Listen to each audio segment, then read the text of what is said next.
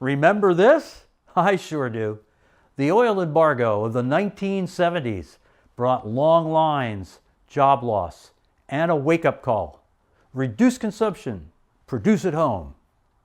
The Atlantic Monthly reports that today's air conditioning runs on about half the electricity of the 1980s room units.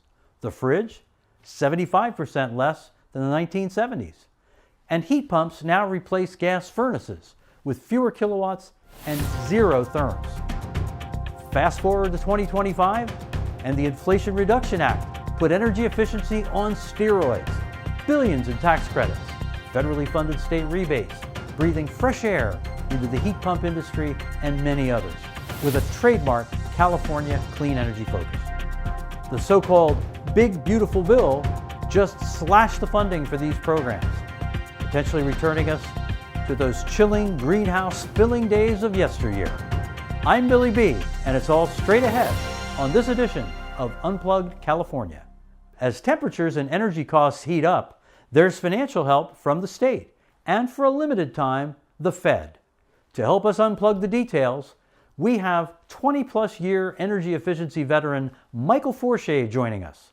Michael owns and operates Refreshed Heating and Cooling, a company with over 30 years of experience specializing in heat pumps and the incentives to help pay for them.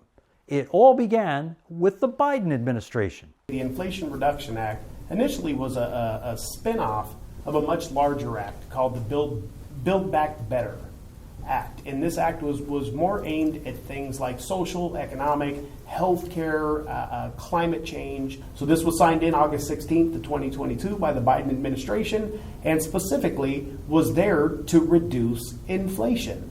So in the first couple years, they didn't believe that would happen, but their goal is in the next 20 years to reduce inflation by over $1.4 trillion by doing this. That is investing in clean energy and the ability to keep the grid solid and things of that nature. So what this particular program does is it's a $2,000 tax credit, dollar for dollar. It's not income dependent. It is specifically for electrification.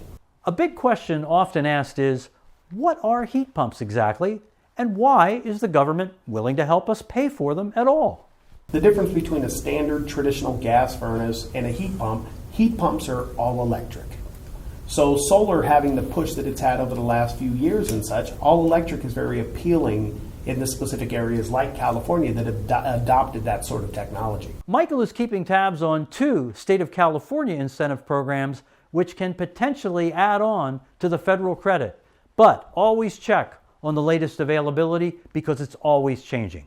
Now there's twofold on how that specific program works.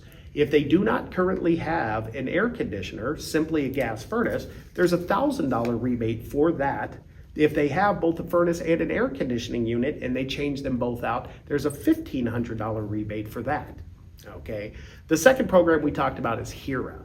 What HERA is, it's the home energy electrification rebate, is more tied to income for our consumers here in the state.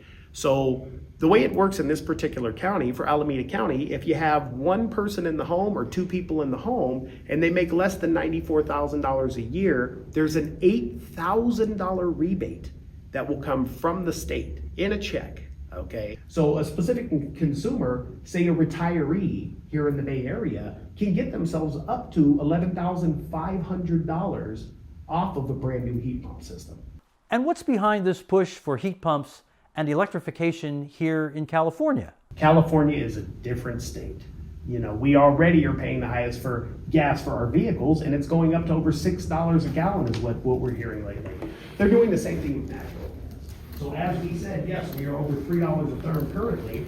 Contractors in Arkansas, I just met somebody at a big pro partner event for the brand Ream. He's in Arkansas. They're paying 41 cents a therm.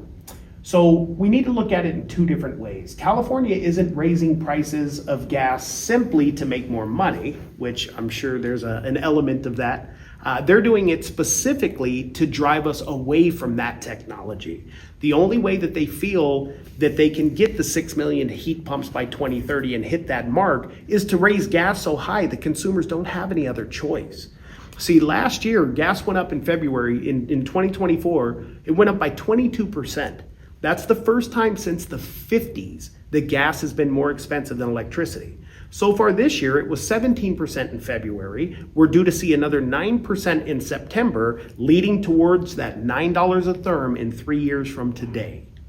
So again, this is a very specific California state thing. And so again, it's more just about educating the consumer so that they understand what it looks like.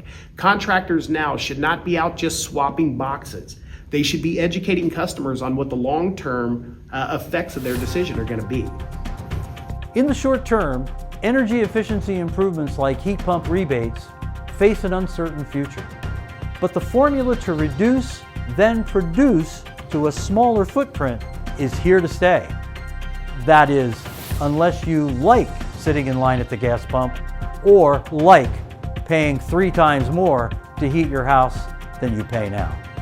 To receive the latest updates, please like and subscribe for more information, news, and views that shape California energy and your life.